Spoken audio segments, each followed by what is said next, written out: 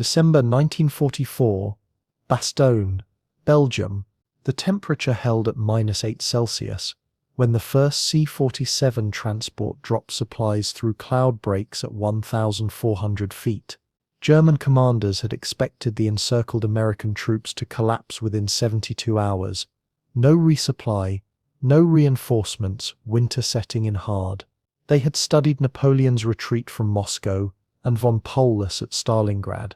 They knew what happened to armies cut off in winter. What they had not accounted for was an industrial system capable of airlifting 144 tons of ammunition, plasma, and rations daily into a pocket measuring 4 miles across. The Luftwaffe still fielded veteran pilots and advanced fighters. German doctrine still emphasized quality over quantity, but doctrine cannot intercept 300 transport sorties when your fuel allotment has been cut to 11 minutes of combat flying per day. The 101st Airborne held Bastogne not because of superior tactics or battlefield courage, though both were present, but because an ocean away, the United States was producing one transport aircraft every 90 minutes, and filling it faster than the Wehrmacht could calculate the math of encirclement. The German 5th Panzer Army had launched its offensive on December 16th with 410,000 men and 1,400 armored vehicles. The plan relied on speed, surprise, and weather, thick cloud cover that would ground Allied air power long enough for German armor to reach the Meuse River and split the Allied front. For 4 days, the plan worked. Panzer columns pushed 60 miles into American lines. The 101st Airborne, rerouted from rest areas in France, arrived in Bastogne by truck convoy on December 19th, just hours before German forces encircled the town. By December 21st, 7 German divisions had closed the ring. The encirclement was complete. No ground resupply possible. Radio intercepts confirmed American units were rationing ammunition. Wehrmacht intelligence estimated the pocket would surrender by Christmas. They were calculating using the wrong manual. German logistics doctrine since 1939 had relied on captured supplies and rail transport. When the Red Army cut German rail lines at Stalingrad, von Paulus's 6th Army received 300 tons daily by air, 1/10 of minimum requirements. The army collapsed. Hermann Göring had promised Hitler that the Luftwaffe could resupply Stalingrad. He failed. The lesson Berlin learned was that airlift could not sustain an encircled force. The lesson Washington learned was different. On December 23rd, the weather cleared. At 0915 hours, the first C-47 appeared over Bastogne at 1,200 feet. Then another. Then 16 more. By 1100 hours, 241 transport aircraft had dropped 144 tons of supplies, more in 2 hours than the Luftwaffe had delivered to Stalingrad in a week. Each C-47 Skytrain carried a payload of 6,000 pounds. Crews loaded ammunition, medical supplies and rations in pre-rigged bundles. Drop time over the target zone averaged 90 seconds per aircraft. Paratroopers on the ground used colored panels to mark drop zones. Resupply bundles hit designated areas with 80% accuracy. The 101st Artillery, which had been rationing shells to 10 per gun per day, received 2,000 rounds. Surgeons who had been reusing bandages received plasma and morphine. Riflemen who had been collecting ammunition from German dead received 200,000 rounds of .30 caliber. The Luftwaffe attempted interception. Mi-109 fighters from Jagdgeschwader 2 engaged the transport stream west of Bastogne. They shot down 2 C-47 set. Then the P-47 Thunderbolt escorts arrived, 60 fighters flying top cover at 8,000 feet. Fuel reserves allowed 11 minutes of combat. They had already burned 8. The transports continued their drops unmolested. What the Germans did not know, and could not have predicted, was the scale of the system behind those aircraft. The C-47 was a militarized version of the Douglas DC-3 commercial airliner. Douglas Aircraft had been producing them since 1941 at 3 factories, Long Beach, Oklahoma City, and Santa Monica. Peak production reached 16 aircraft per day. By December 1944, the U.S. Army Air Forces operated 2,700 C-47s in the European theater alone. These were not strategic assets reserved for critical operations. They were utility vehicles, as common as trucks. INEX Troop Carrier Command, responsible for the Bastogne airlift, had 1,300 transports assigned, more aircraft than the entire Luftwaffe transport fleet possessed in 1944. German logistics officers studied the December 23 resupply and recalculated their timeline. If the Americans could deliver 144 tons in clear weather, the pocket could hold indefinitely. But weather forecasts predicted renewed cloud cover within 48 hours. The window would close. The siege would resume. The outcome remained inevitable. December 24 brought scattered clouds and reduced visibility. The transports came anyway. This time 160 C-47s dropped 96 tons. Pathfinder aircraft equipped with radar-marked drop zones through cloud breaks. Pilots descended to 800 feet, low enough to identify ground panels, low enough to draw ground fire. German flak batteries around Bastogne fired 1,200 rounds. They hit 11 aircraft. 9 returned to base. 2 crashed. The supplies still got through. Christmas Day saw full overcast, ceiling at 400 feet.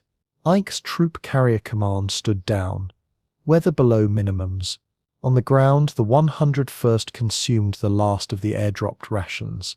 Artillery stocks fell to critical levels. German radio broadcasts announced that the Americans in Bastogne were surrounded, outnumbered, and would surrender within hours. General Anthony McAuliffe, commanding the 101st, sent his famous one-word reply to the German surrender ultimatum. But bravado does not stop tanks. By nightfall on December 25, German armored patrols had pushed to within 1,000 yards of the town center.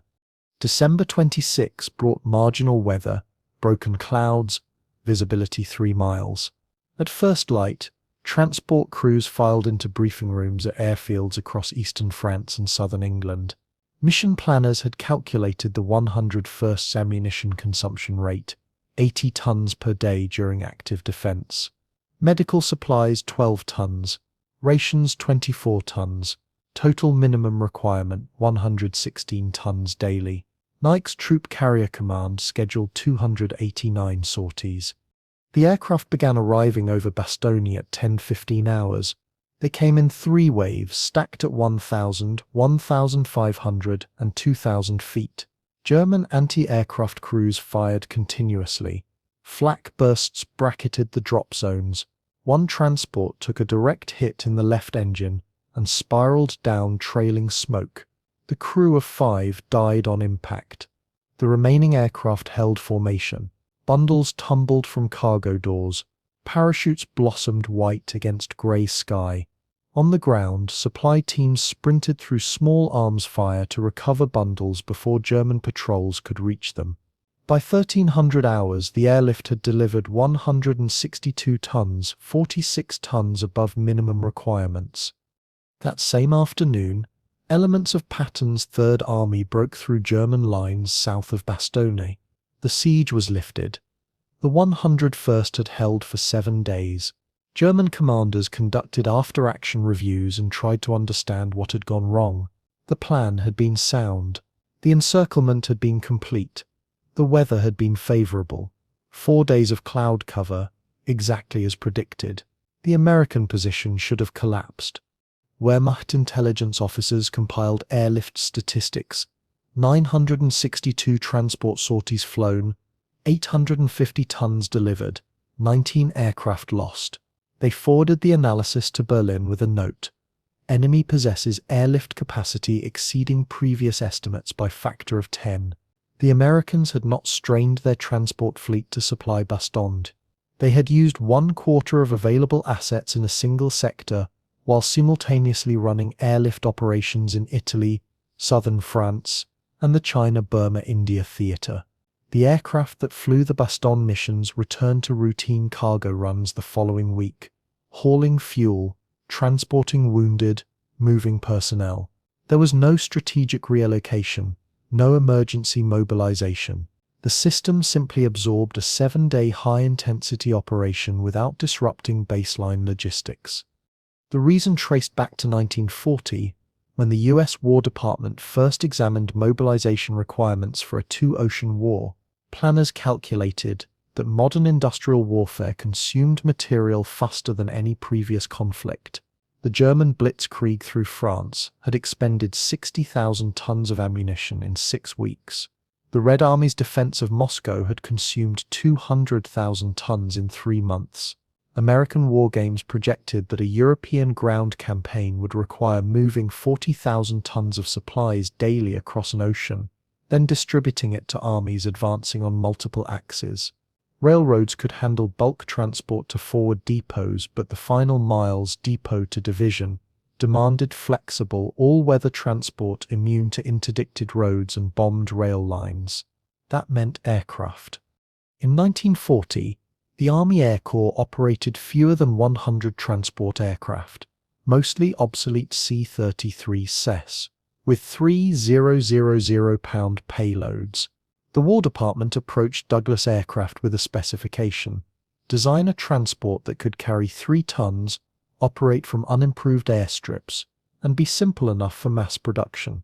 Douglas engineers adapted the DC-3 airframe, already proven in civilian service with 400 aircraft flying for US airlines. They reinforced the cargo floor, widened the door, and added a military radio suite. The first C-47 flew in December 1941. By January 1942, production had reached 4 aircraft per day. The C-47 was not elegant. It cruised at 160 miles per hour, had no defensive armament, and required a 3-man crew, but it had one quality that mattered more than performance. It was producible. The airframe used conventional aluminum construction with no exotic materials. The engines were Pratt & Whitney R1830 radials, the same power plant used in Navy patrol bombers, readily available from multiple suppliers. Subsystems were standardized. Landing gear, hydraulics, and electrical components were interchangeable across the entire fleet. A maintenance crew trained on one C-47 could service any C-47. By 1943, Douglas was delivering 14 transports daily. Factories operated 3 shifts. Components arrived prefabricated from subcontractors, wings from one plant, fuselages from another, tail sections from a third. Final assembly took 11 days. The Army Air Forces did not hoard these aircraft for critical missions. They distributed them across every theater and every role. In the Pacific, C-47 SAEs supplied forward airstrips in New Guinea, flying over mountainous jungle where no roads existed. In China, they flew the Hump, the airlift route over the Himalayas that delivered 650,000 tons of supplies between 1942 and 1945. In the Mediterranean, they dropped paratroopers over Sicily and southern France. In Europe, they hauled fuel to forward airfields, evacuated wounded to rear hospitals, and moved infantry divisions between sectors. The aircraft was ordinary. Its ubiquity made it revolutionary. By December 1944, Eind Troop Carrier Command alone operated more transport aircraft than the combined air forces of Britain, Canada, and Free France. And those aircraft flew more sorties per day than pre-war planners had considered possible. Standard doctrine called for 1 sortie per aircraft per day, fly a mission, return to base, perform maintenance, prepare for the next day. The C-47's reliability allowed a different tempo. Crews flew 2 sorties daily, sometimes 3. Maintenance teams serviced aircraft between missions, 20-minute turnarounds that replaced the traditional overnight inspection. Engine life expectancy was 1,000 hours between overhauls. Crews regularly exceeded 1,200 hours before engine changes. The aircraft absorbed neglect and kept flying. That reliability created a logistics feedback loop.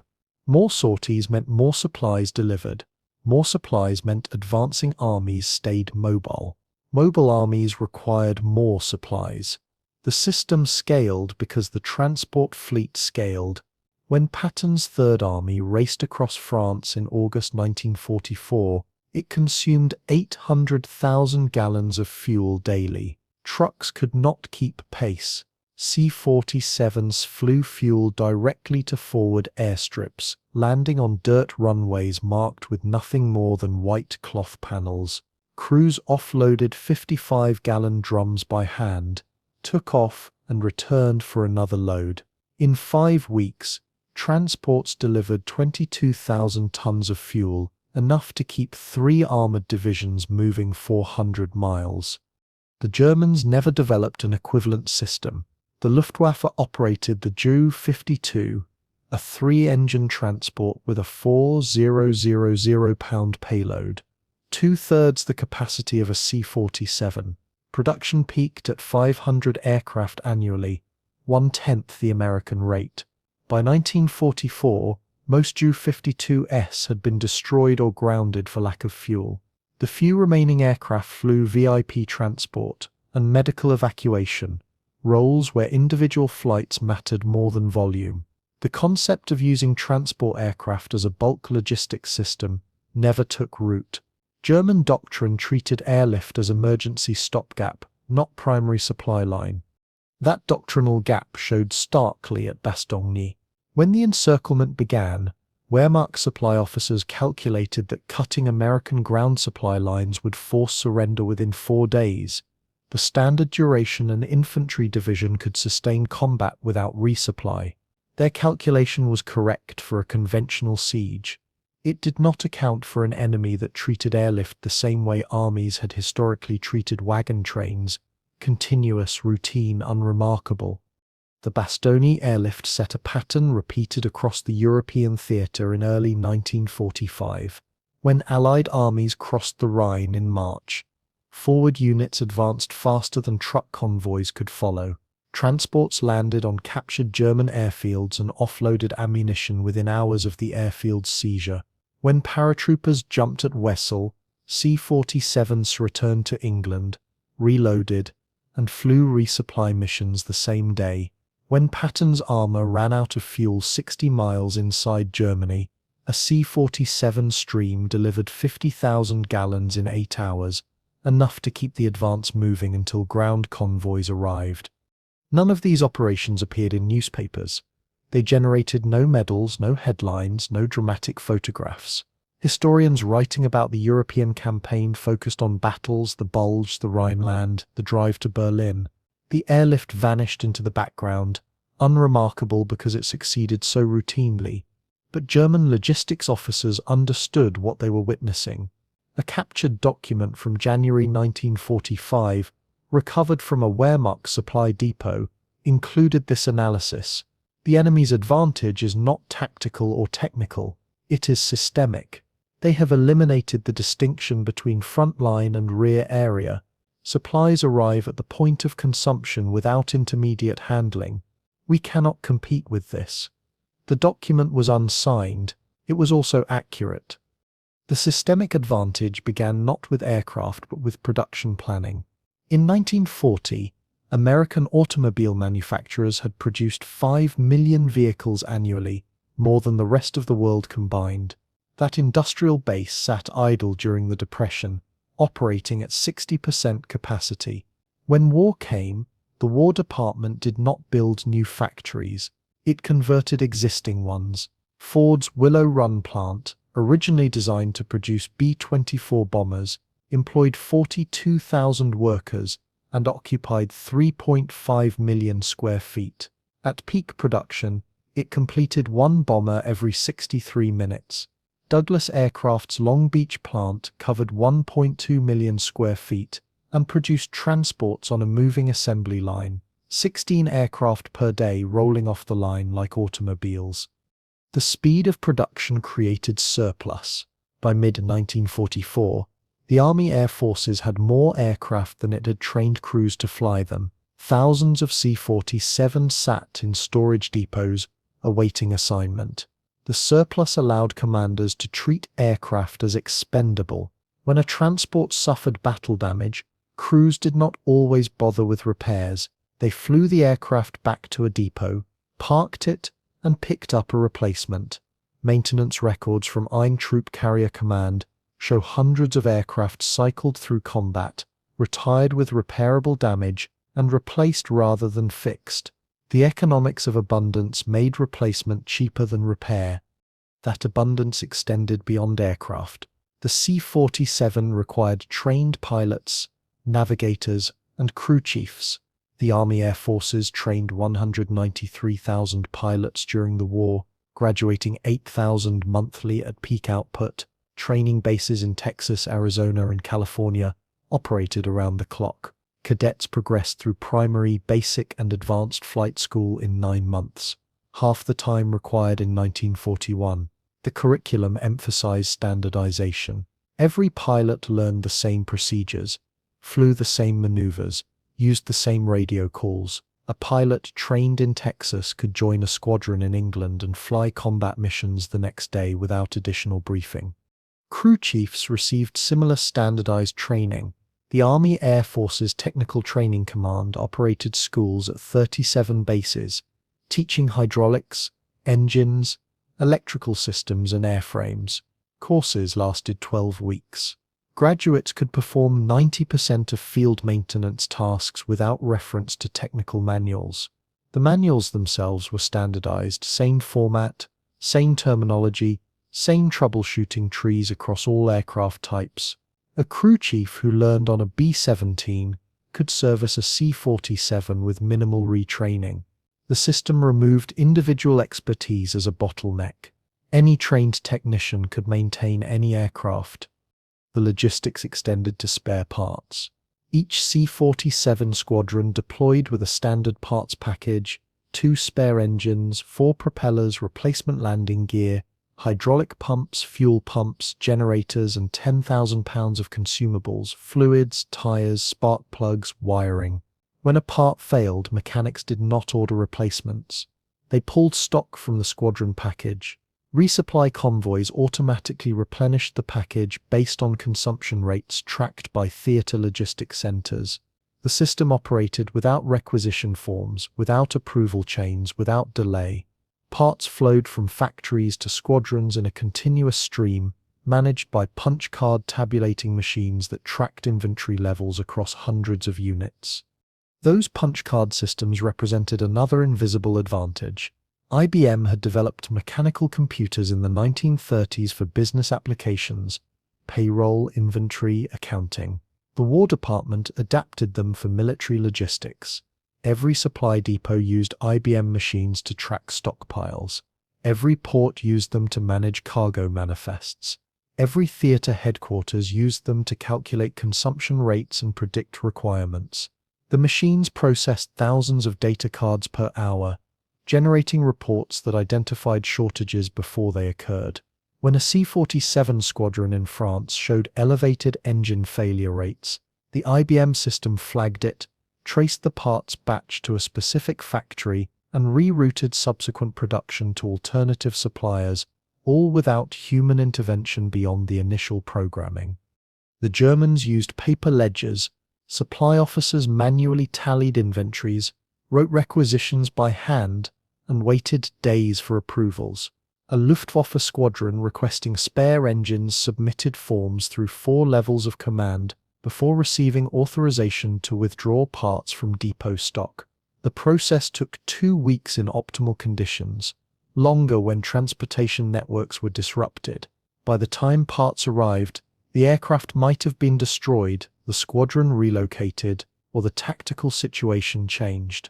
German logistics could not keep pace with the tempo of operations because the system required human decision-making at every stage. American logistics removed humans from the process. Machines calculated requirements. Machines tracked shipments. Machines reordered supplies. Humans executed, but they did not decide. That mechanization extended to the aircraft themselves. The C-47's cockpit used standardized instruments identical to those in fighters and bombers, same altimeters, same airspeed indicators, same engine gauges. Pilots transitioning from one aircraft type to another faced no learning curve. Radio equipment was standardized across all Army Air Forces aircraft. The SCR-274N command radio, operating on 4 preset frequencies. Every pilot knew those frequencies. Every ground station monitored them. Communication required no special coordination. A transport pilot who got lost could call any Allied airfield and receive navigation assistance using procedures identical across the entire theater. The standardization philosophy had originated in 1940, when the War Department created the Air Corps Material Division and tasked it with eliminating unnecessary variation in equipment. Before 1940, each aircraft type used unique components, different radios, different instruments, different engines. The variety created a maintenance nightmare. The Material Division mandated commonality: pick one radio model and use it everywhere. Pick one instrument set and install it in all aircraft. Pick one engine family and design airframes around it. Manufacturers resisted. Commonality meant abandoning proprietary systems and adopting competitors' designs. The War Department offered contracts only to manufacturers who complied. The resistance ended. By 1944, the benefits were clear. A supply depot stocking parts for C-47S automatically stocked the parts for B-25 bombers, A-20 attack aircraft, and P-61 night fighters, all used the same engines. A pilot checked out in one aircraft type could fly others with minimal transition training. A maintenance crew could service an entire airfield's flight line without specialized tools or unique expertise. The system scaled because it eliminated uniqueness. The Germans never achieved comparable standardization. The Luftwaffe operated 16 fighter types in 1944, each with different engines, different armament, different radios. Supply depots needed separate parts inventories for each type. Pilots trained on one aircraft could not fly others without extensive retraining. Maintenance crews specialized by aircraft type, limiting their utility. When a fighter wing lost its May 109 SES and received FW 190S as replacements, the unit stood down for 3 weeks while pilots retrained and ground crews learned new systems. The diversity that looked like innovation on paper became a logistical anchor in practice. The Bastogne airlift illustrated the consequences. Neak Troop Carrier Command flew 962 sorties using 241 aircraft over 7 days. Those aircraft required 7,700 flight hours of maintenance, consumed 450,000 gallons of fuel, and used 12,000 pounds of spare parts. The entire operation was executed without diverting resources from other missions. Transports continued flying routine cargo runs to Italy, southern France, and forward airfields across the European theatre. The system absorbed a major operation the way a factory absorbs a large order, by running an extra shift, not by halting other production. The Luftwaffe could not have matched that performance even if it possessed equivalent aircraft. German fuel production in December 1944 totaled 80,000 tons, enough for 15,000 bomber sorties, or 25,000 fighter sorties, or 8,000 transport sorties. The allocation went to fighters defending German cities from strategic bombing raids. Transport operations received 4% of fuel production. The 962 sorties flown at Bastogne would have consumed half of Germany's monthly transport fuel allocation. The Luftwaffe could have supplied Bastogne or supplied units across the Eastern Front, not both. The Americans supplied Bastogne while simultaneously running transport operations on 4 continents. That disparity traced to decisions made in 1940, when Roosevelt called for 50,000 aircraft annually, a figure his advisors considered impossible. The automobile industry said it could be done if the government standardized designs and allowed mass production techniques. Aircraft manufacturers objected. Each airplane was a custom product, they argued, requiring skilled craftsmen and individual attention. Roosevelt sided with Detroit. He federalized production, assigned manufacturers to specific aircraft types, and mandated assembly line construction. Boeing built B-17 CES. Douglas built C-40-7 CES. Ford built B-24. Each company focused on one design, refined it, and produced it in volume. By 1944, American factories delivered 96,000 aircraft, nearly double the 1940 target, and 10 times German production. The C-47 itself embodied mass production principles. The aircraft used 85% fewer unique parts than its civilian predecessor. Douglas engineers had eliminated custom fittings, proprietary fasteners, and one-off components. Rivets were standardized. Same size, same spacing, same installation procedure across the entire airframe. Wiring harnesses were pre-assembled and plugged in rather than hand-routed. Control cables were cut to length and terminated with standard fittings. A worker installing wing panels on a C-47 performed the same task the same way every time. Repetition bred speed. What took 6 hours in 1942 took 90 minutes in 1944. That speed created a production surge that German intelligence never fully grasped. Captured documents from late 1944 show Wehrmacht analysts estimating American transport production at 200 aircraft monthly, triple the German rate, but still within comprehensible limits. The actual figure was 450 aircraft monthly. The discrepancy arose because German intelligence counted factories, not shifts.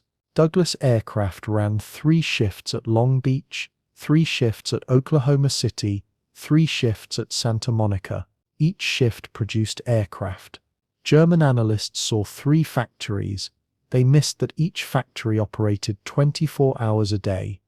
The missed estimate had strategic consequences.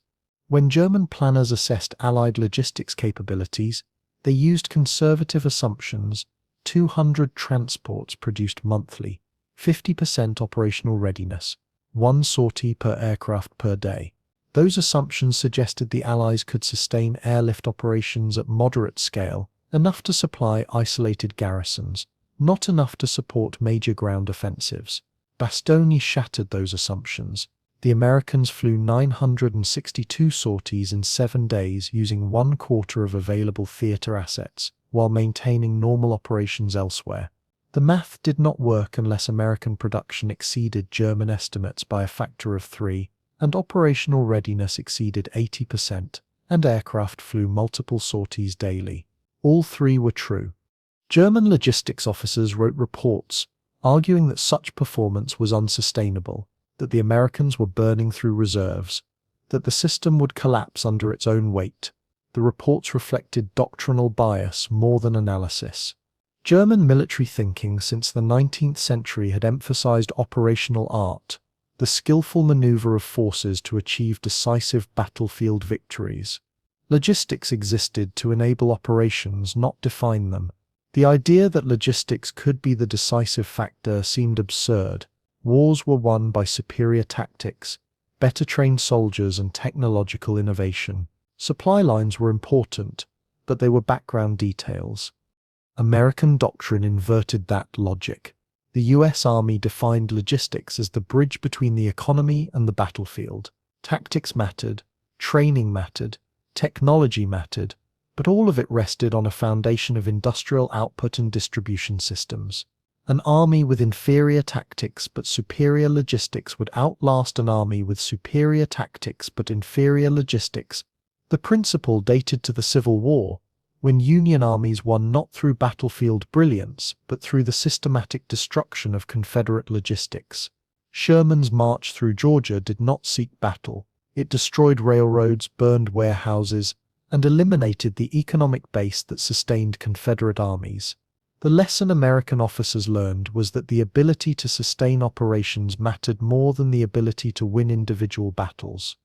That lesson shaped World War II planning. When the War Department drafted the Victory Program in 1941, it allocated resources not to the most advanced weapons but to the most producible ones. The M4 Sherman tank was inferior to German Tigers and Panthers in armor and firepower, but the Sherman could be built in quantity. 50,000 produced between 1942 and 1945, while Germany produced 6,000 Panthers.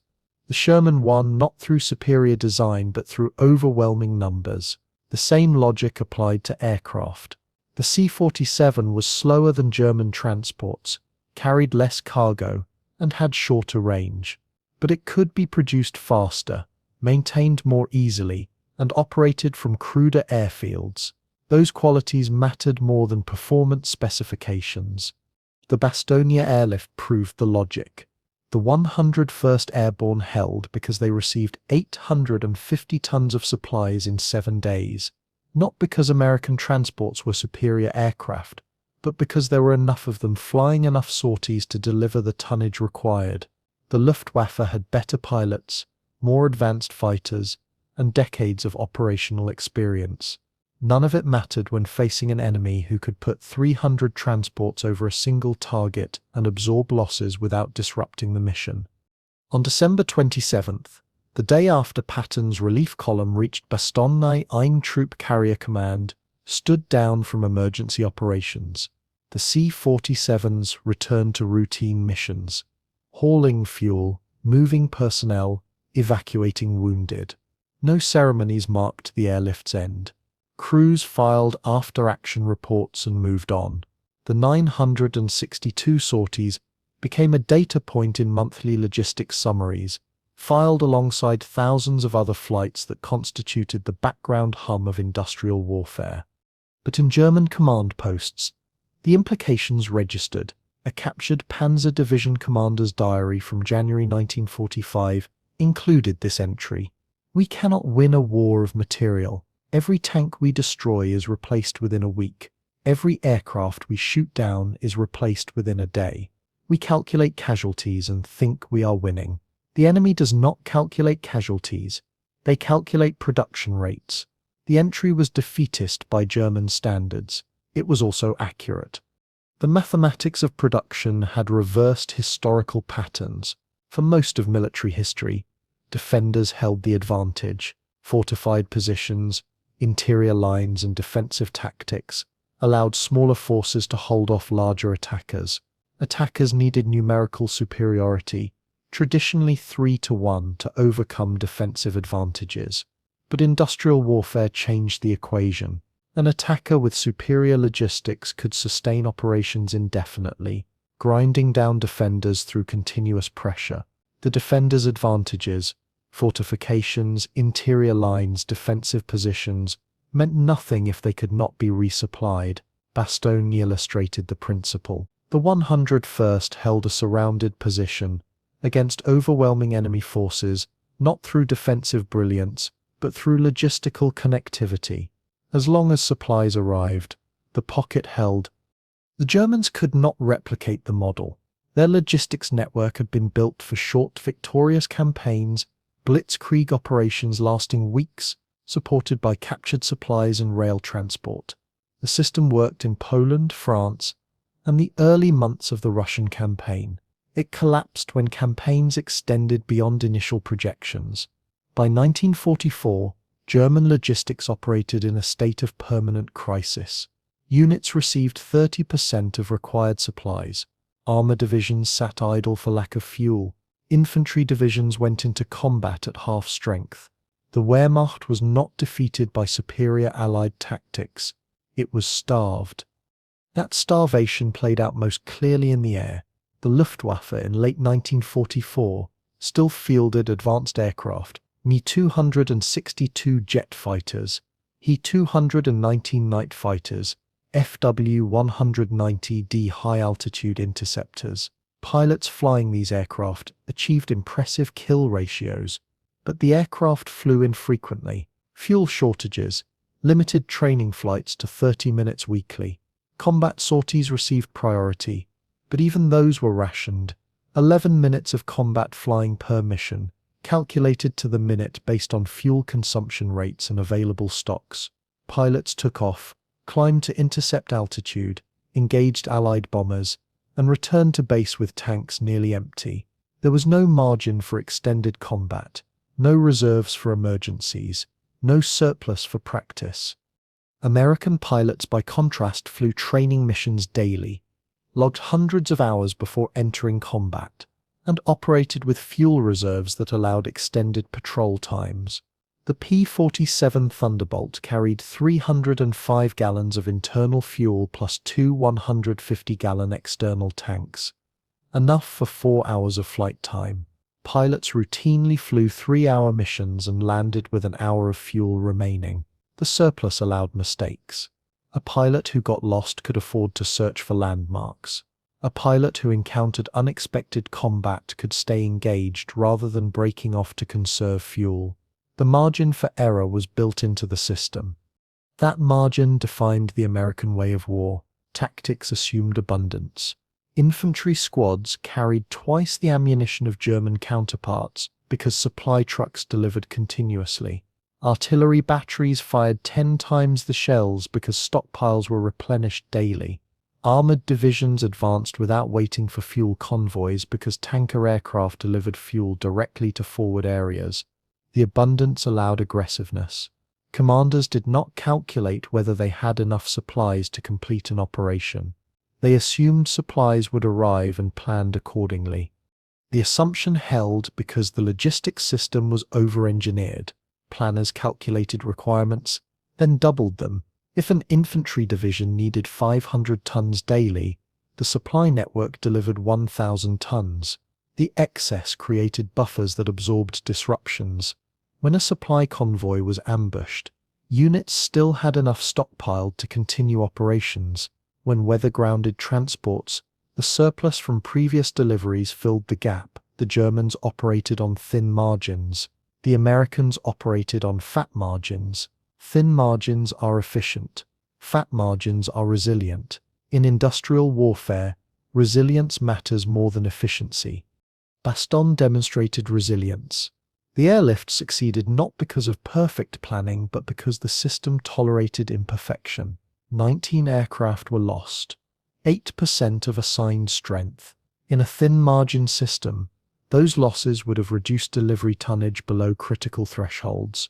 In a fat margin system, the remaining aircraft delivered enough supplies by flying additional sorties. Weather forced cancellations on 2 days. In a thin margin system, those cancellations would have created shortages. In a fat margin system, excess deliveries on clear days compensated. German flak damaged 53 transports. In a thin margin system, damaged aircraft would have grounded squadrons.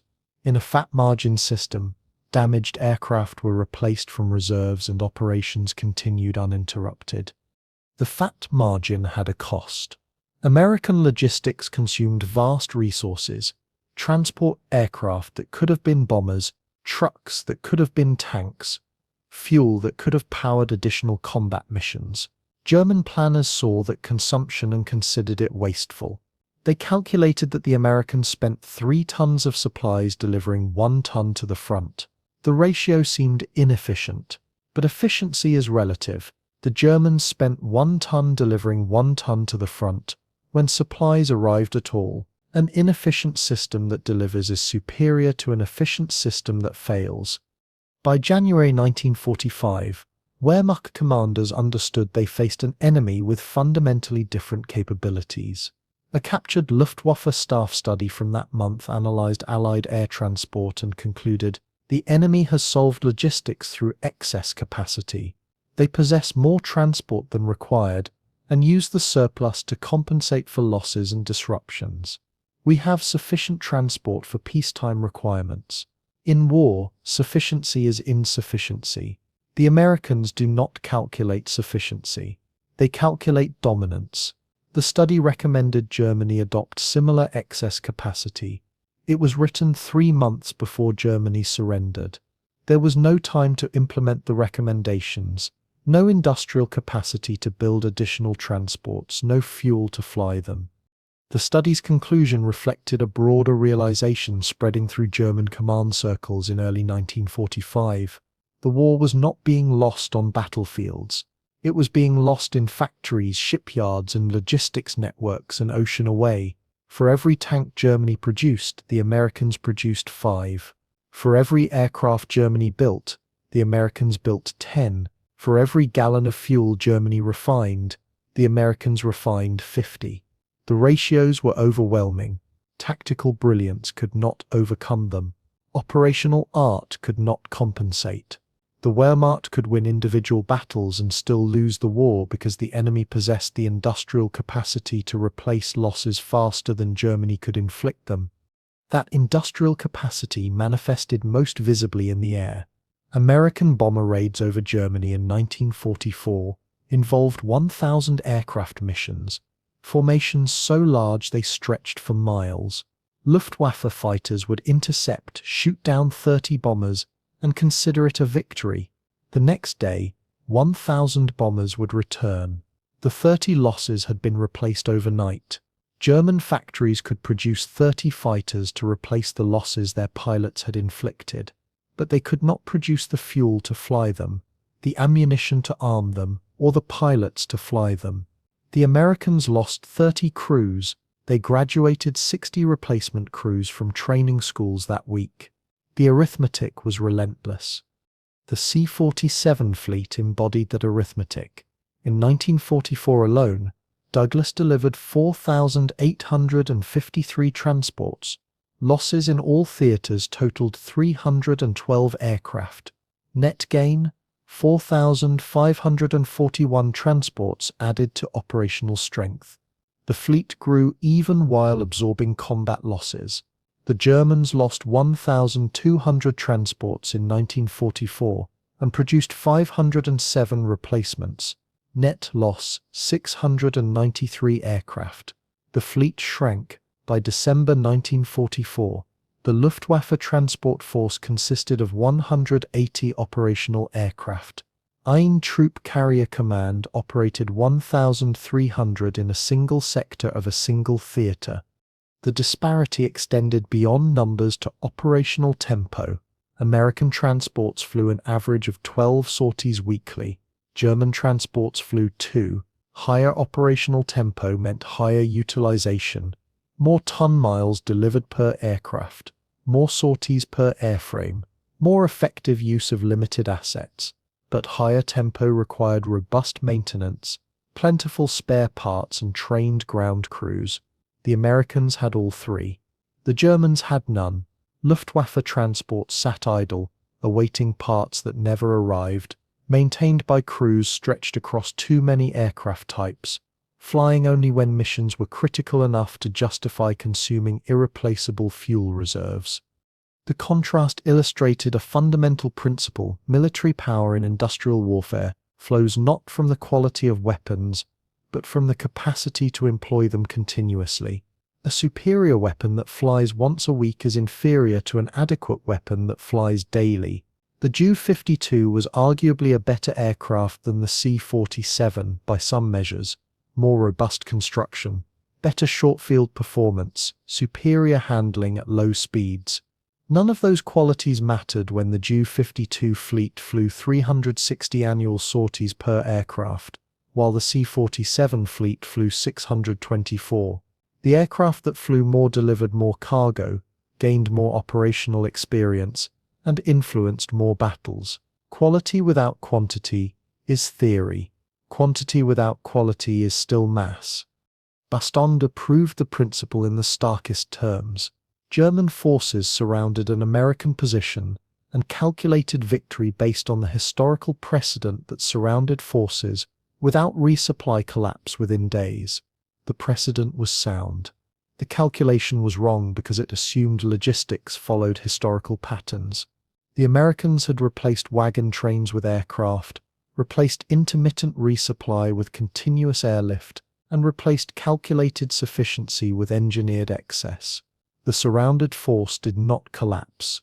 It held until relieved because 241 transports delivered 850 tons in weather. The siege lasted 7 days. In that week, the industrial system that produced those transports had already built 148 new aircraft, enough to replace the 19 lost at Bastogne 8 times over. The factories did not surge production for the emergency. They maintained standard output while simultaneously building bombers, fighters, trainers, and every other aircraft type in the inventory. The system operated at steady state. Bastogne was routine. That routinization of the extraordinary defined American logistics in World War II. Operations that would have required strategic planning and national mobilization in earlier wars became background tasks executed by standing organizations using standard procedures. The British required 3 months to plan and execute the Dunkirk evacuation. 338,000 men lifted by every available vessel in a desperate improvisation. The Americans evacuated 500,000 wounded from Europe in 1944 to 45, using scheduled transport flights that departed daily, landed at rear area hospitals, and returned to the front the same day. Dunkirk was a miracle. The American medical evacuation system was bureaucracy. Bureaucracy won the war, not the dramatic kind that appears in films. Heroic soldiers storming beaches, pilots engaging in dogfights, tanks dueling across open fields. Those events happened and mattered. But they succeeded because behind them stood a logistics system so vast, so reliable, and so thoroughly engineered that it rendered battlefield brilliance unnecessary. An army that never ran out of ammunition could win through volume of fire. An air force that replaced losses overnight could win through attrition. A logistics network that delivered supplies faster than the enemy could interdict them could win through stamina. The Germans understood this too late. By the time Wehrmacht officers grasped that they faced a systemic rather than tactical challenge, the means to respond had evaporated. German war production peaked in late 1944, too late to matter, too small to compete, too starved of raw materials to sustain. The factories that remained operational produced weapons for an army that lacked the fuel to move them, the ammunition to fire them, and the logistics network to sustain them in combat. Battles in 1945 were won or lost based on which side had supplies, not which side had better tactics. Bastogne captured that reality in miniature. The 101st Airborne held not because they fought better than the surrounding German forces, though they fought well, but because they maintained logistical connectivity to an industrial base 4,000 miles away.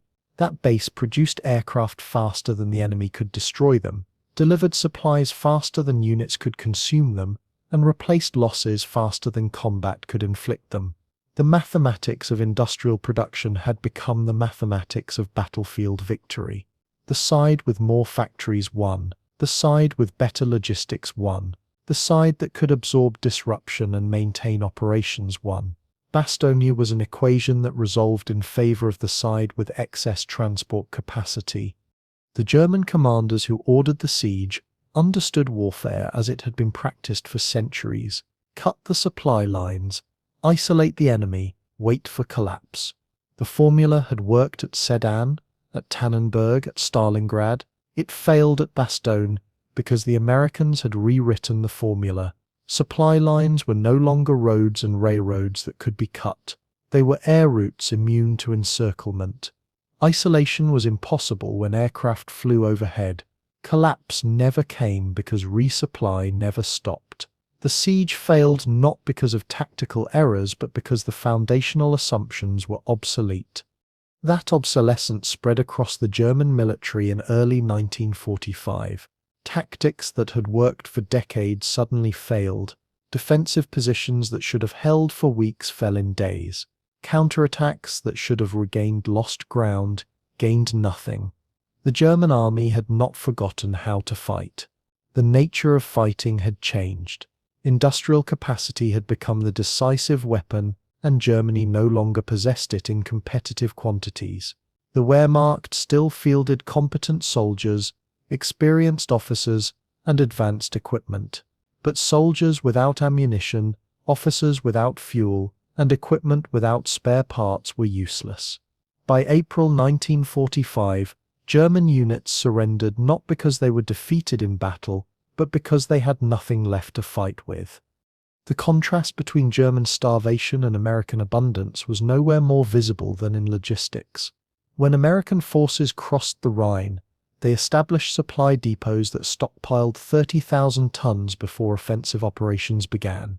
When German forces counterattacked in the Ardennes, they began the offensive with 3 days of fuel and ammunition, enough for a quick breakthrough, insufficient for sustained operations. The German attack stalled when forward units ran out of fuel 12 miles short of their objectives. American forces counterattacked with fuel and ammunition reserves that allowed continuous operations for 2 weeks. Abundance allowed flexibility. Scarcity enforced rigidity. Flexibility won. The mechanics of that flexibility traced to 1,000 small innovations that collectively transformed warfare. Consider the fuel delivery system. In 1940, fuel moved from refineries to forward units in a 4-step process: tanker ships to ports, port storage to rail terminals, rail cars to depot, depot trucks to division. Each step required handling. Each handling created delay. Each delay consumed time that advancing armies did not have. By 1944, the Americans had collapsed the system. Tanker ships pumped directly into floating pipelines that extended underwater to shore facilities. Shore facilities pumped directly into trucks that drove to forward airstrips. At the airstrips, C-40, 7 says, loaded 55-gallon drums and flew directly to forward positions. The fuel moved from ship to frontline unit in 72 hours with 3 handling steps instead of 4 weeks with 8 handling steps. The time saved kept armies mobile. The handling eliminated kept losses low. The Germans never simplified their logistics to that degree. They retained the traditional system depot to rail to truck to unit because tradition worked and change involved risk. But tradition assumed static front lines and stable supply routes. When Allied bombers destroyed rail yards and advancing armies outran truck convoys, the traditional system collapsed. German units in late 1944 frequently sat immobile, not because they lacked fuel in theatre, but because the fuel sat in depots 200 miles behind the front with no way to move it forward. The Americans faced the same problem in August 1944 when Patton's advance outran supply trucks. The difference was that American logistics doctrine treated such problems as routine and had pre-planned solutions. Transport aircraft existed specifically to bypass disrupted ground routes.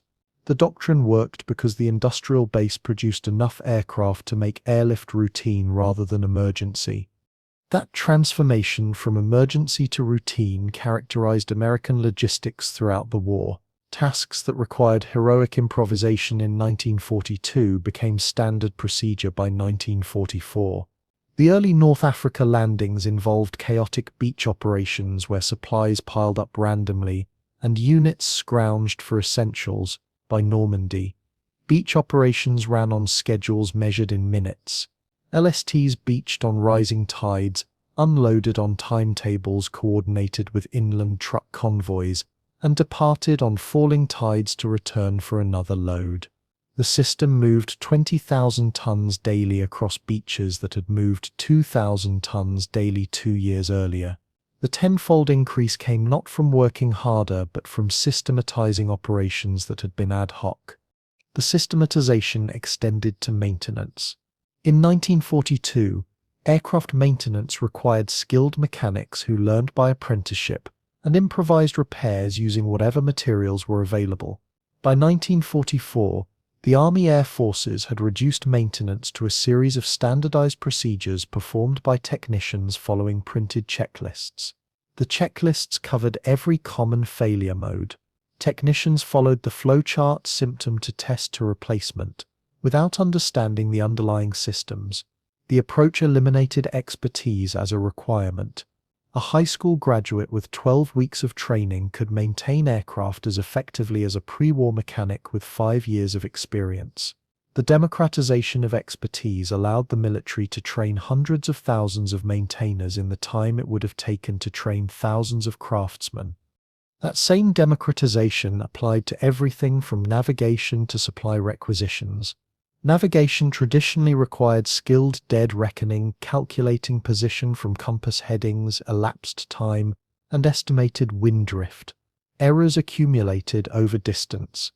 By 1944, the Americans had fielded radio navigation systems that allowed any pilot to determine position by tuning two radio beacons and reading a dial. The skill requirement dropped from years of training to hours. Supply requisitions traditionally required knowing what to order, from whom, in what quantity, using what forms. By 1944, standardized supply packages eliminated individual decisions. A squadron commander did not requisition individual items. He requisitioned Package A7, which contained every item a transport squadron needed for 30 days of operations. The package was predefined. Ordering was automatic. The system removed friction from logistics. Friction. The cumulative effect of small delays, minor errors, and individual decisions had been recognized since Clausewitz as the fundamental challenge of military operations. No plan survives contact with reality because reality introduces friction at every level. The Americans did not eliminate friction. They systematized it. Every operation produced friction. American logistics absorbed it through redundancy, standardization, and surplus capacity. When a supply truck broke down, another truck from the surplus pool took its place. When a part was unavailable, a standardized alternative part fit the same slot. When orders were delayed, standing procedures kept operations running until orders arrived. The Germans had no comparable friction absorption system. Their logistics operated on the assumption that plans would execute as written, that equipment would function as designed, that personnel would perform as trained. When reality introduced friction, and reality always introduces friction, the system jammed. A broken truck meant delayed supplies because there was no surplus truck. An unavailable part meant grounded aircraft because there was no alternative part. Delayed orders meant halted operations because there were no standing procedures. German logistics was a finely tuned machine that ran beautifully under ideal conditions and seized under any stress. American logistics was an over-engineered system that ran adequately under ideal conditions and kept running under terrible conditions. In war, terrible conditions are standard. Adequate performance under terrible conditions beats beautiful performance under ideal conditions. Bastogne tested both systems under terrible conditions. For the Germans, terrible conditions meant operating at the end of extended supply lines. In winter weather, against an enemy with air superiority, their logistics seized. Units rationed fuel to the point that tanks sat immobile. Ammunition stocks fell so low that artillery batteries could not support infantry attacks. The encirclement succeeded tactically but failed logistically because the system could not sustain operations in the Ardennes environment. For the Americans, terrible conditions meant defending an encircled position in winter weather with ground resupply impossible. Their logistics adapted. Transport aircraft flew in weather doctrine said was unflyable. Pilots landed on improvised airstrips doctrine said were unusable. Supply rates dropped below optimal but remained above critical. The 101st received 75% of ideal supply rates. That was enough. The system was designed to function at 75%. The fat margins that seemed wasteful in peacetime provided survival margins in war. Those margins extended beyond material to training. American pilots in 1944 typically entered combat with 400 hours of flight time. German pilots entered combat with 150 hours. The difference showed in survival rates. American pilots who survived their first 5 missions typically survived the war. German pilots who survived their first 5 missions typically died in their next 10. Experience mattered. But the Americans built experience through training rather than combat. That approach was wasteful, Fuel burned in training could have powered combat missions, but it was effective. Pilots with 400 hours of training made fewer errors, required less supervision, and adapted faster to unexpected situations. The training overhead paid for itself in operational effectiveness. The same logic applied to maintenance training, infantry training, and logistics training. The Americans trained everyone to a higher standard than the minimum required, then relied on that overtrained workforce to absorb chaos. When a crew chief with 12 weeks of training encountered a failure mode not covered in the manual, his training gave him enough understanding to improvise a solution. When a pilot with 400 hours encountered weather worse than he had trained for, his training gave him enough margin to adapt. The system functioned because individuals functioned above minimum requirements. That functionality cost resources, training time, instructor hours, fuel burned, ammunition expended. The cost was worth it when the alternative was system failure under stress. The Germans could not afford such overhead. By 1944, fuel shortages meant pilot training was cut to preserve combat operations. Ammunition shortages meant infantry training used wooden bullets. Time shortages meant maintenance training was accelerated. Each cut made sense in isolation. Better to have pilots flying combat than training. Better to have bullets in combat than training. Better to have maintainers in the field than in school. But the cumulative effect was a force that functioned at minimum capability and collapsed when stressed. German pilots with 150 hours lacked the margin to handle bad weather, unexpected combat or navigation errors. Infantry trained with wooden bullets performed poorly in actual firefights because they had never experienced recoil, noise, or the chaos of live fire. Maintainers with abbreviated training could perform routine tasks but failed when confronting unusual problems. The contrast illustrated a fundamental difference in strategic philosophy. German strategy sought efficiency, the maximum output from minimum input. American strategy sought resilience, the maintained output despite disrupted inputs. Efficiency is optimal when conditions are predictable. Resilience is optimal when conditions are chaotic. War is chaotic. The Germans optimized for the wrong condition. They built a military that performed brilliantly when everything worked and collapsed when anything failed. The Americans built a military that performed adequately when everything worked and kept performing adequately when everything failed. Adequate performance that continues is superior to brilliant performance that stops. Bastogne proved that principle. The Germans executed a brilliant operational plan: surprise attack, rapid penetration, encirclement of key terrain. The plan worked. The encirclement succeeded. Then logistics failed, and the operation stalled. The Americans executed an adequate tactical defense, hold key terrain, maintain communications, wait for relief. Nothing brilliant, nothing exceptional, just standard procedure executed under stress. But American logistics supported that adequate defense continuously. Supplies arrived. Ammunition was available. Medical care was provided. The defense held because the logistics system kept it supplied. When Patton's relief column arrived, the 101st was still combat effective, still supplied, still holding. A brilliant plan that outran its logistics lost to an adequate plan that maintained its logistics. That pattern repeated across the European theatre in 1945. German forces executed tactically sound defensive operations, fortified positions, prepared obstacles, coordinated fire plans. The defenses should have held for weeks. They fell in days because defenders ran out of ammunition, lacked fuel for counterattacks, and could not replace casualties. Allied forces executed methodical offensive operations, artillery preparation, infantry advance, consolidation. Nothing brilliant, just procedures executed with overwhelming material support. The procedures worked because logistics ensured that artillery had shells, infantry had ammunition, and casualties were replaced. Tactically adequate operations supported by superior logistics defeated tactically superior operations unsupported by failed logistics. The C-47 fleet was a microcosm of that larger pattern. The aircraft itself was tactically adequate. It carried cargo slowly, at low altitude, without defenses.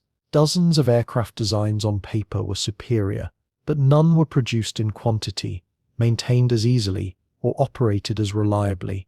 The C-47's adequacy, combined with logistical superiority, made it more effective than theoretically superior designs that existed in limited numbers or required extensive support. A perfect transport that flies 10 missions is less effective than an adequate transport that flies 100 missions. The C-47 flew hundreds of missions. It did not win through performance. It won through persistence. That persistence characterized American operations in every theater. In the Pacific, island-hopping campaigns succeeded not through tactical brilliance, but through the ability to sustain operations across vast ocean distances. In the Atlantic, the U-boat threat was defeated not by superior anti-submarine tactics, but by building cargo ships faster than submarines could sink them. In Europe, the strategic bombing campaign succeeded not by hitting critical targets, but by flying missions day after day until German defenses collapsed from attrition. In every case, American forces won by doing adequate things consistently, supported by logistics systems that never failed completely. The Germans could match American performance in individual engagements. They could not match American persistence. A panzer division could defeat an American armored division in a single battle, but the American division would be resupplied, reinforced, and back in action within a week. The panzer division would sit idle awaiting fuel that never arrived. A Luftwaffe squadron could shoot down more bombers than they lost fighters, but American bomber losses would be replaced overnight, while Luftwaffe losses mounted because replacement fighters sat on factory airfields awaiting fuel to fly them to operational squadrons. German forces could win battles. Americans could win campaigns. Battles decide terrain. Campaigns decide wars. Bastogne was a battle that became a campaign. The initial encirclement was a tactical German victory. They surrounded an enemy division and cut its supply lines. By traditional measures, they won.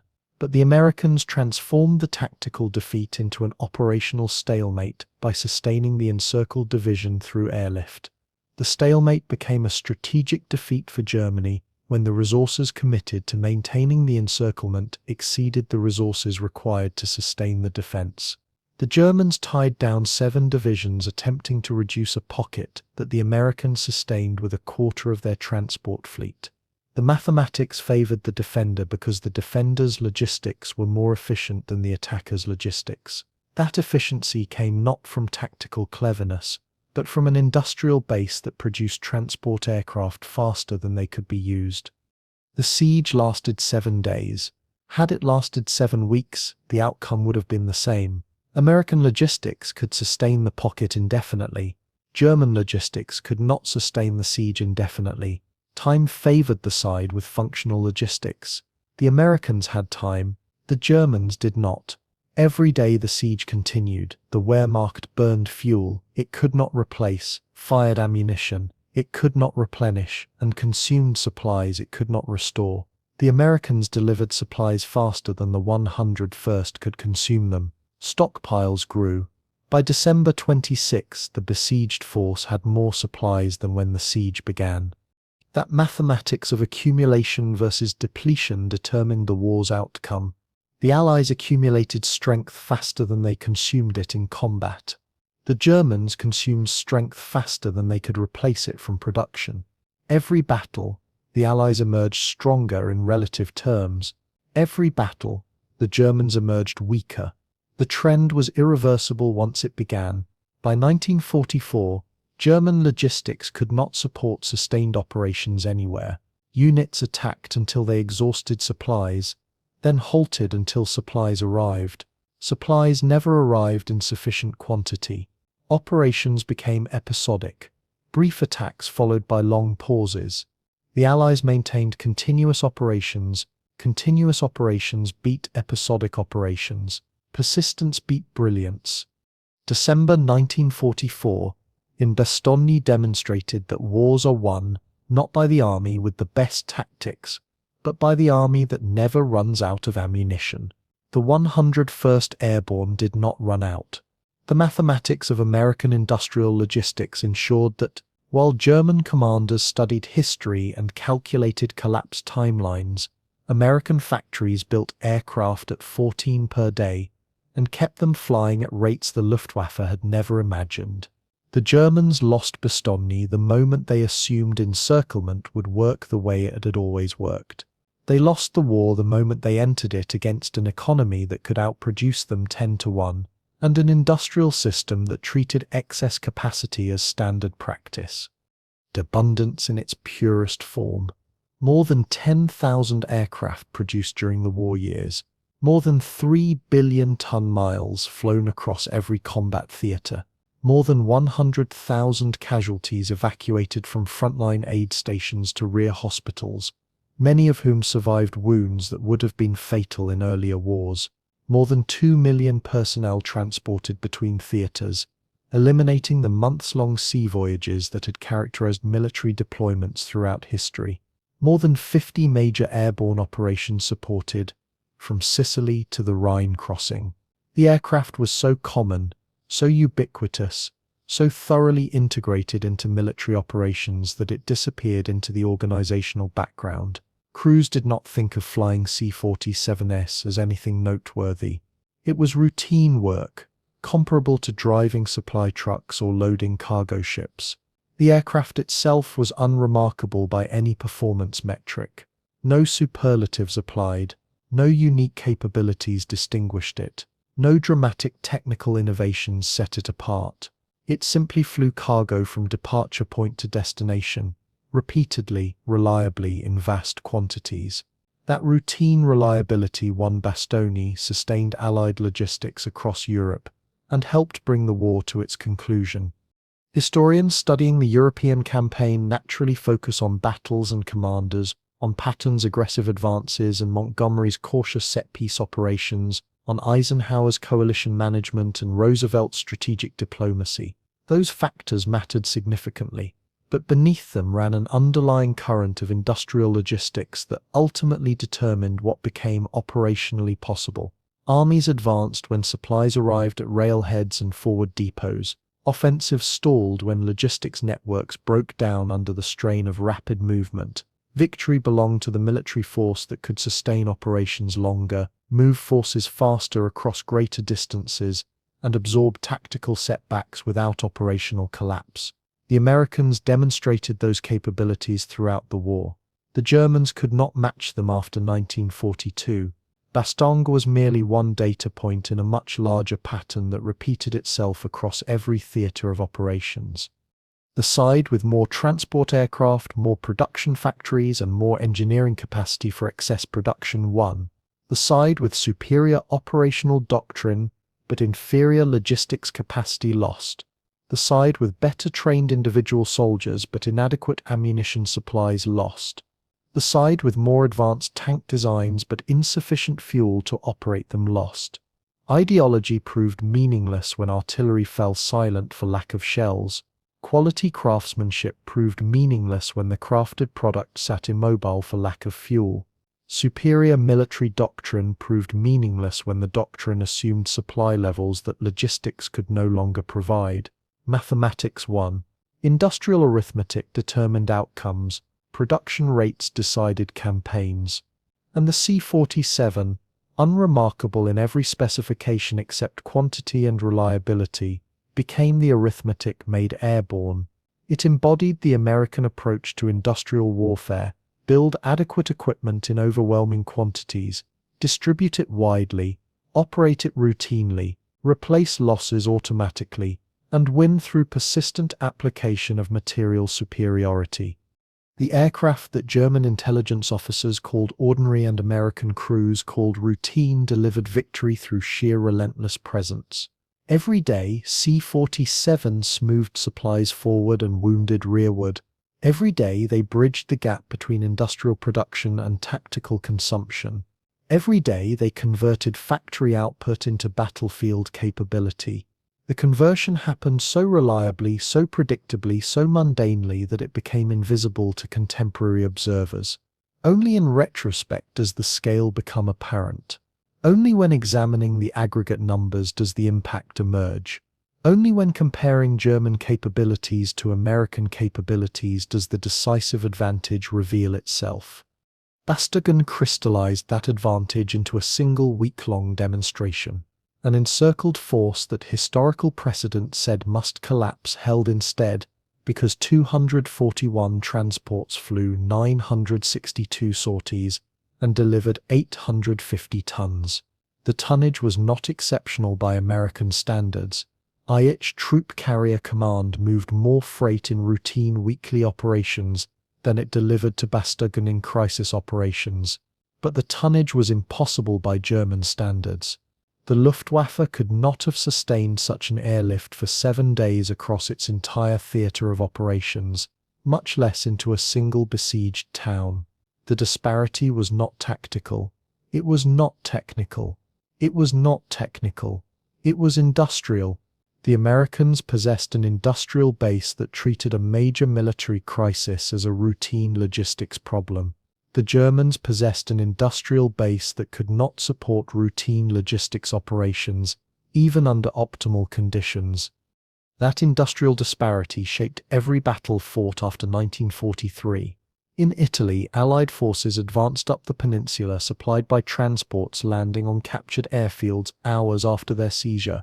German forces defending the same terrain received supplies by truck convoy over mountain roads vulnerable to air interdiction. The Allies maintained pressure continuously. The Germans counterattacked episodically when supplies accumulated sufficiently. Continuous pressure beat episodic counterattacks. In France, Allied armies advanced across the countryside supplied by both trucks and aircraft.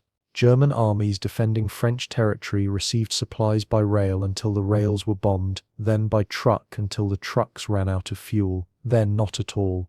Armies with supplies beat armies without supplies regardless of tactical proficiency. In Germany itself, Allied forces crossed the Rhine supported by supply depots containing weeks of ammunition and fuel reserves. German forces defending the Ruhr fought with days of supplies, then hours, then nothing. Reserves beat shortages even when the forces with shortages possess superior defensive positions. The pattern held everywhere. Logistics determined outcomes. Industrial capacity determined logistics. Mathematics determined wars. The arithmetic of Bastogne was the arithmetic of the entire European theatre, compressed into 7 days and made visible by the siege. The encirclement isolated American forces from ground supply routes, but could not isolate them from air supply routes. The isolation failed because the Americans possessed enough transport aircraft to make air supply routine rather than emergency. Routine capability beat emergency improvisation. Systematic operations beat heroic efforts. Industrial arithmetic beat military art. The German commanders who planned the Ardennes offensive understood warfare through the lens of centuries of European military tradition. They understood maneuver, concentration of force, exploitation of weakness, psychological shock, operational surprise. They executed the offensive brilliantly. The penetration succeeded. The encirclement succeeded. Then American logistics absorbed the shock, and the offensive stalled. It stalled not because of American tactical responses, though those eventually came. It stalled because German logistics could not support the tempo of operations that the breakthrough required. Panzer divisions that smashed through American lines in the offensive's first days sat immobile by the offensive's 5th day. They had not been destroyed by American counterattacks. They had run out of fuel. The Wehrmacht in December 1944 could still execute operationally brilliant maneuvers. It could no longer sustain them logistically. Brilliance without sustainment is a fireworks display, impressive, brief, ultimately meaningless. American operations were rarely operationally brilliant. They were systematically adequate. Adequacy sustained becomes dominance through accumulation. The Americans attacked with adequate forces supported by adequate supplies backed by adequate reserves. When attacks stalled, they paused. accumulated more supplies, and attacked again. The approach was methodical, unimaginative, grinding. It was also unstoppable. German forces could repel individual American attacks. They could not repel sustained American pressure because sustaining German defenses required supplies that no longer arrived in necessary quantities. The mathematics were inexorable. Each American attack consumed German supplies faster than German logistics could replace them. Each German defensive success bought time but cost irreplaceable resources. The curve was asymptotic. American supply levels increased over time. German supply levels decreased over time. The curves crossed in late 1944. After that point, every German tactical victory brought Germany closer to strategic defeat because victories consumed supplies that could not be regenerated. Bastogne made the mathematics visible. The 101st Airborne held not because they fought with exceptional skill, though they did fight skillfully, but because they never exhausted their supplies. Artillery fired whenever targets appeared because ammunition arrived daily. Infantry maintained defensive positions because food and medical supplies arrived daily. The perimeter held because the logistics system worked. The mathematics favored defense because defense could be sustained indefinitely, while offense exhausted irreplaceable German resources. Time was on the American side. Every day the siege continued. American strength grew while German strength diminished. The outcome was determined not when Patton's relief column arrived, but when the first C-47 dropped supplies on December 23. Once airlift proved feasible, the siege became unsustainable. German commanders might not have recognized it immediately, but the mathematics had already decided the result. The C-47 was the visible symbol of industrial logistics functioning at scale, but the C-47 was merely the delivery mechanism. Behind it stood the factories that produced 16 aircraft daily. Behind the factories stood the supply chains that delivered aluminum, engines, instruments, and thousands of components. Behind the supply chains stood the mines that produced raw materials, the refineries that processed them, the mills that shaped them, the manufacturers that assembled them. Behind all of it stood an industrial economy, operating at mobilization levels that Germany could not match and could barely comprehend. The C-47 over Bastogne represented not just an aircraft but an entire economic system organized for war production. That system produced so much excess capacity that supplying an encircled division became a routine operation rather than a strategic crisis. The Germans never matched that excess capacity. They never built logistics systems assuming abundance. They never designed military operations around the availability of unlimited supplies. Their entire military tradition emphasized doing more with less, achieving victory through superior skill rather than superior resources, winning through operational art rather than material superiority. The tradition served them well in earlier eras when all European powers faced similar resource constraints. It failed catastrophically when facing an enemy for whom resource constraints were design parameters to be engineered around rather than limitations to be accepted. The Americans did not work within constraints. They removed constraints through industrial production. When fuel became scarce, they built pipelines and tankers to eliminate scarcity. When ammunition ran low, they built factories to eliminate shortage. When transport capacity proved insufficient, they built thousands of aircraft to create surplus. The approach was fundamentally different from German military thinking. It rendered German operational excellence irrelevant because operations could not succeed without logistics, and American logistics had no peer. The war in Europe demonstrated that industrial capacity, properly organized and systematically applied, defeats military skill. The demonstration was not dramatic. There were no decisive battles where American industrial power won through single engagements. Instead, there was steady, relentless, grinding pressure. American forces attacked, German forces defended. Battles were fought, casualties mounted, but American losses were replaced, and German losses were not. American supplies were replenished, and German supplies were not.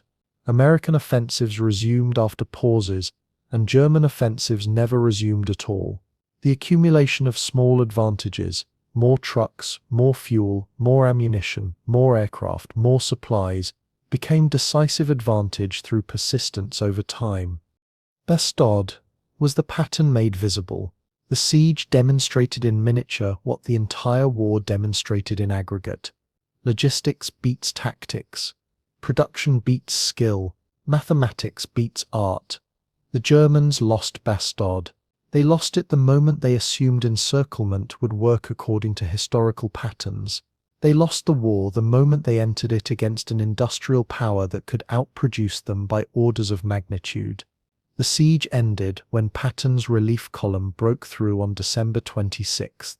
But the outcome had been determined 5 days earlier when transport aircraft began dropping supplies through cloud breaks, and German logistics officers realized their assumptions were obsolete. Mathematics had spoken. The side with more transport aircraft, more production capacity, and more systematized logistics won. The side with superior tactics, better trained soldiers, and longer military